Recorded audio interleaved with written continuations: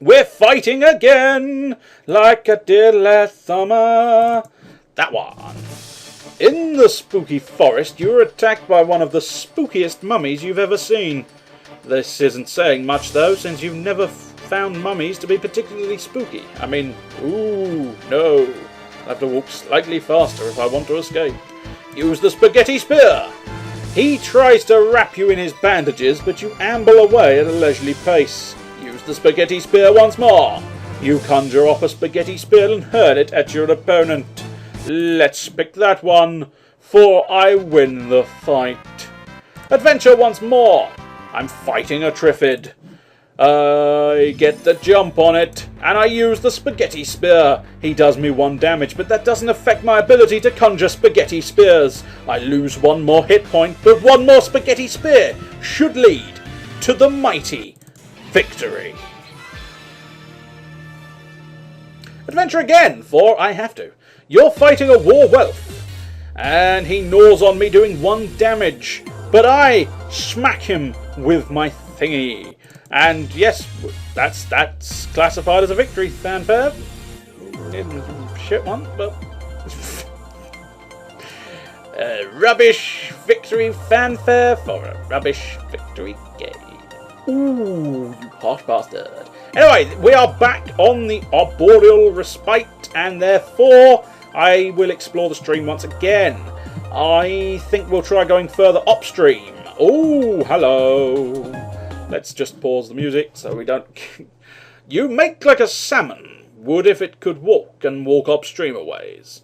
As you're negotiating one of the paths through the spooky forest, you encounter a vampire. He doesn't seem to have noticed you. How would you like to proceed? Interview the vampire, interrogate the vampire, inter the vampire. I'd like to interview the vampire. You pull out your notepad and your tape recorder and conduct a lengthy interview with this aristocrat of the night. You manage to make him sound pretty good, despite his horrible speech impediment and that story about eating the rats that he insisted on bringing up over and over again. You gain 8 chutzpah, and you gain a moxie point. Well, we have to adventure again. You're fighting a bar. Let's try that one. Use the skill. You missed. No, he missed. Well, that old bar tried to claw you right in the leg, but I reckon he missed. Use the skill. I win the fight. Adventure again, before the victory music has even kicked in.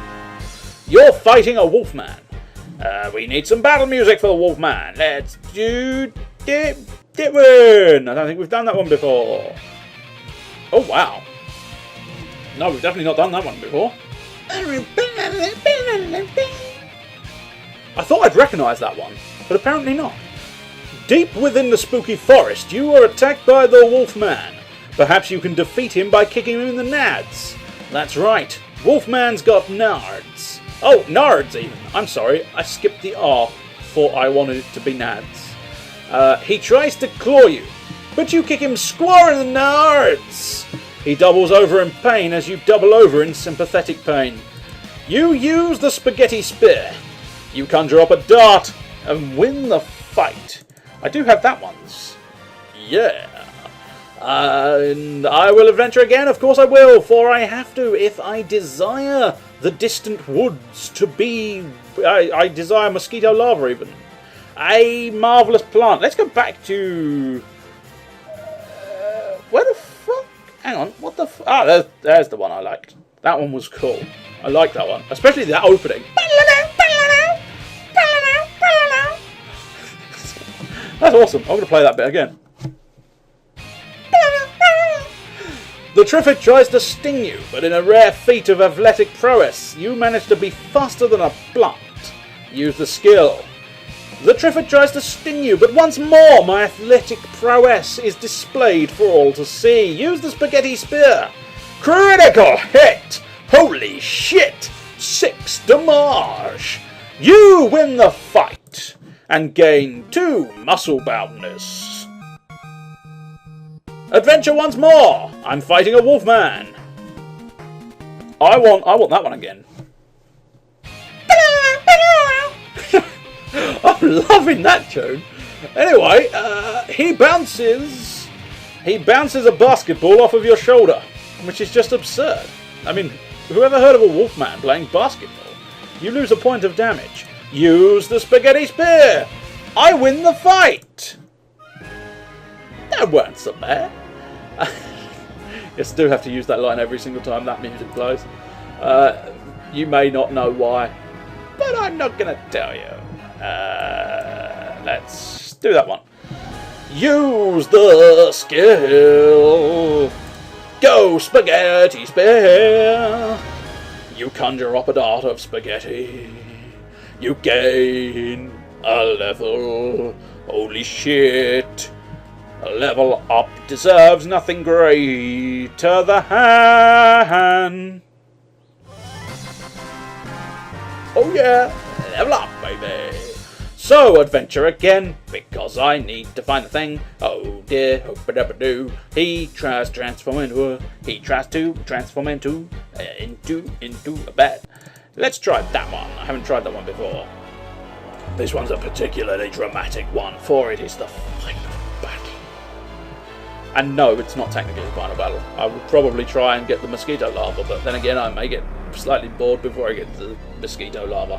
He tries to transform into a bat and batter you, but transforms into a wallaby and can't figure out how to wallabeater you. Spaghetti spear! Victory! That weren't so bad. Adventure once more. We'll try it once more. A werewolf. Use the skill. Let's just...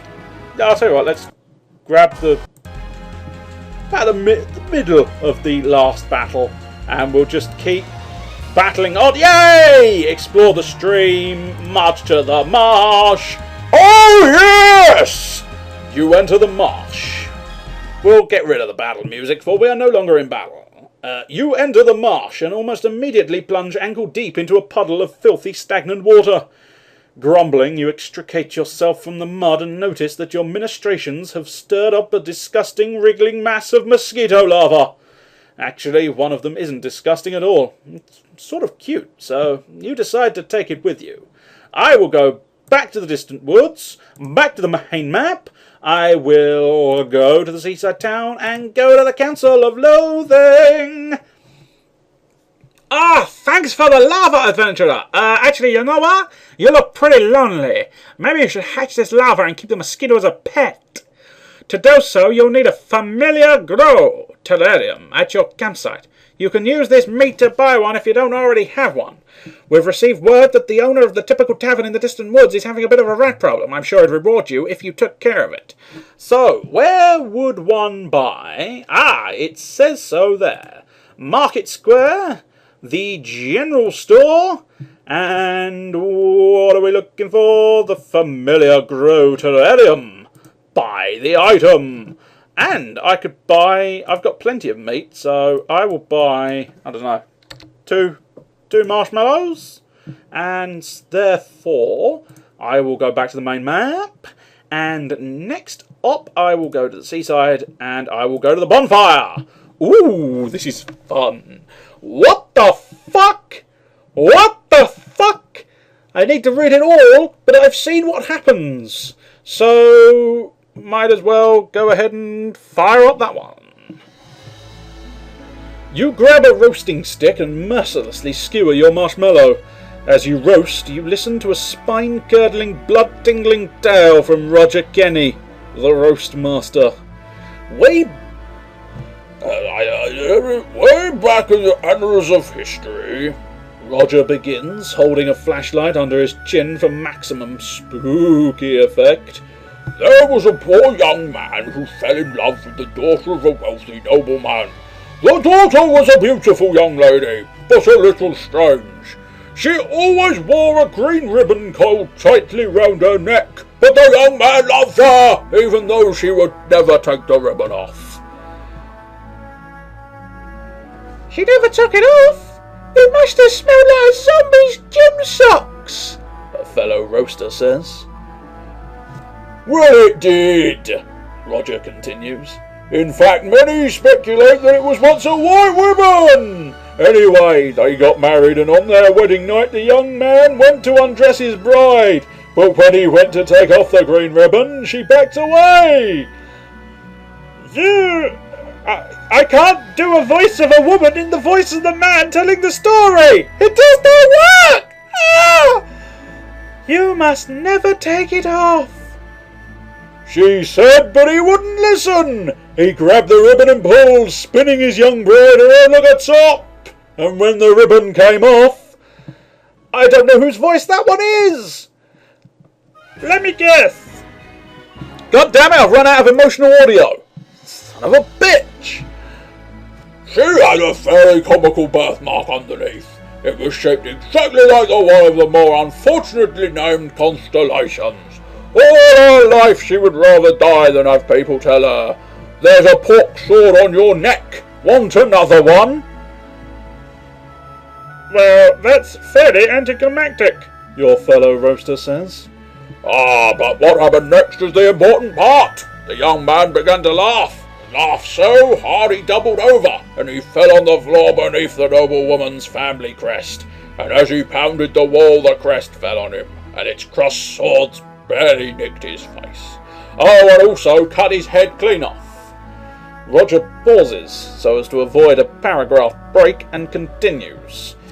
His head went rolling across the room, wailing as his young bride wept, and said, "I told you not to take it off."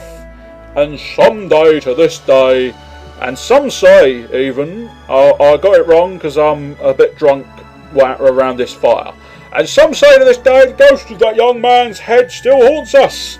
They call him Nearly Necklace Head.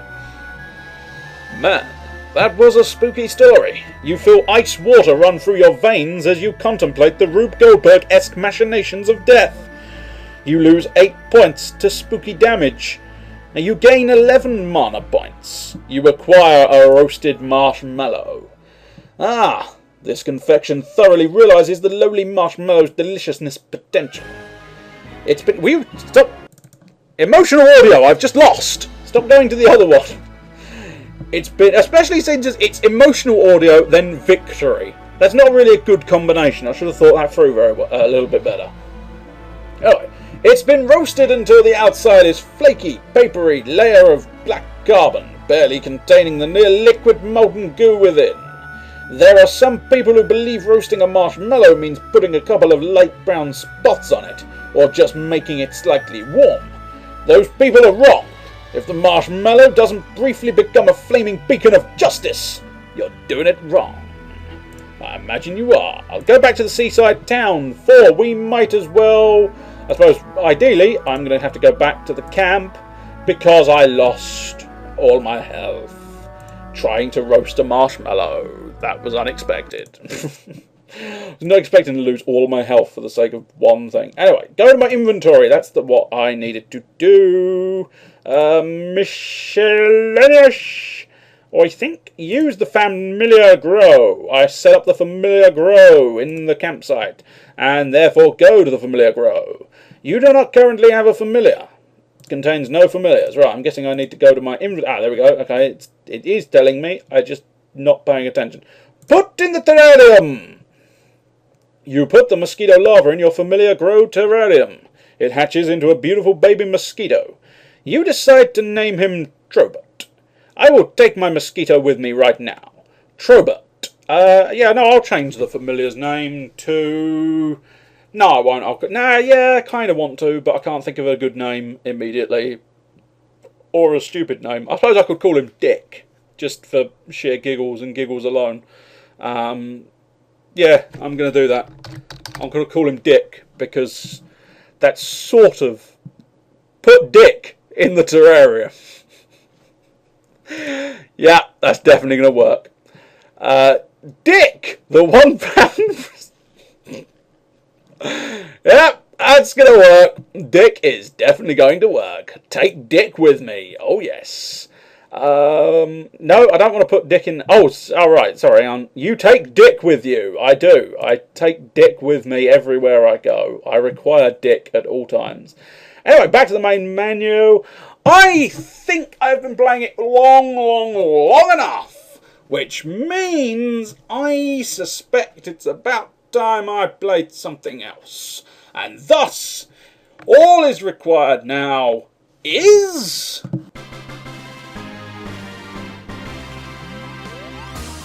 And